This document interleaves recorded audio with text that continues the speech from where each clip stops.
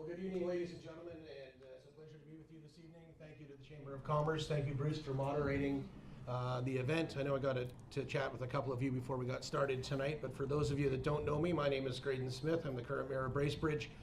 I'm joined this evening by my lovely wife, Melissa, back in the back somewhere, and I'm also dad to Gabby, who's 8 years old, and Max, who's 5.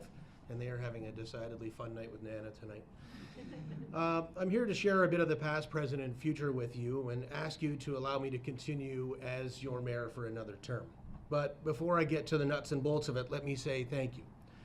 Thank you 1,000 times over to the people that make Bracebridge a dynamic and successful community.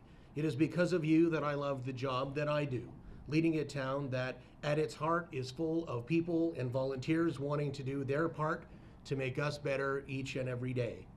And like you, I've done my best to make Bracebridge its best. Over the last 8 years, we are a community that has once again found its way after a recession a decade ago that left our economy shaken and the future a bit uncertain. Today, we see that unemployment numbers are down and more people are working again. Commercial vacancies are a fraction of what they once were as new businesses open their doors. People are attracted to our area, and the overall feeling is that we are pointed in the right direction. We are growing, we are succeeding, and we are making decisions now that will lead us to an even brighter future. In 2014, I stood here and told you that we needed to go back to the public and update our community-based strategic plan, assessing where we were at and where we wanted to go. And we did that over the course of the term. And your input was invaluable and provides a roadmap for every politician to follow. And sometimes this job can be that easy. Just do what the people ask you to do.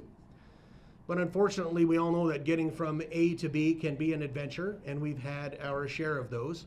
And rather than list a bunch of accomplishments tonight, just a quick story. Over the past 4 years, voices were clear that they wanted to protect one of the most valuable resources they have and we have, and that's our hospital.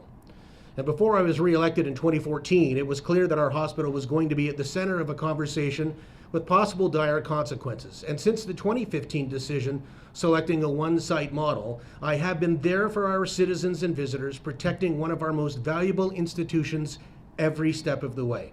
It was simply not acceptable that we might lose or see radical change to what is a cornerstone of both our communities in Bracebridge and in Huntsville.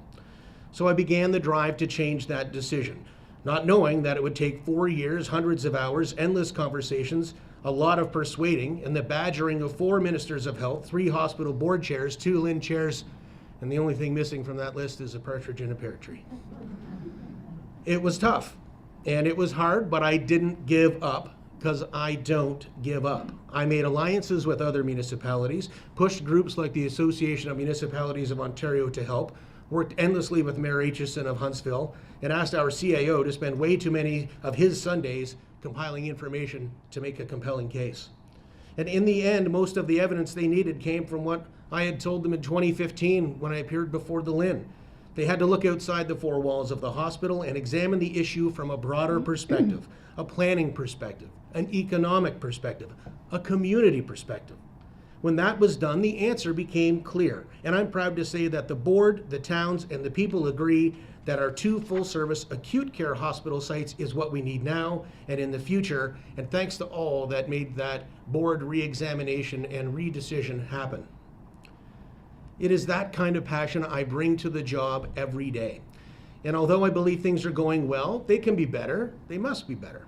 Our hospital, despite the fact that we now have a model that suggests 2 sites, needs the necessary funds to provide its many services. It takes strong advocacy to make that happen, working with other municipalities. I have been doing that. I will continue to do that. We need more affordable housing to make sure people have a roof over their heads at a reasonable cost. The solutions will come from all levels of government, developers, and realtors working together, changing policy and making things happen. We must make sure that what brought us all here in the first place, our incredible environment, is protected, respected, and sustained. We can't have high-density growth on the waterfront in Muskoka. The last thing Muskoka needs are more urbanized areas, especially there. Growth belongs in towns, on services that are already here and ready for it. Bracebridge is that town. And let's encourage the generational shift in business and community leaders that is taking place now to continue to foster. It's the basis of our recent success and the bedrock of a solid future. Ladies and gentlemen, I look forward to the questions tonight, and as always, thank you very, very much.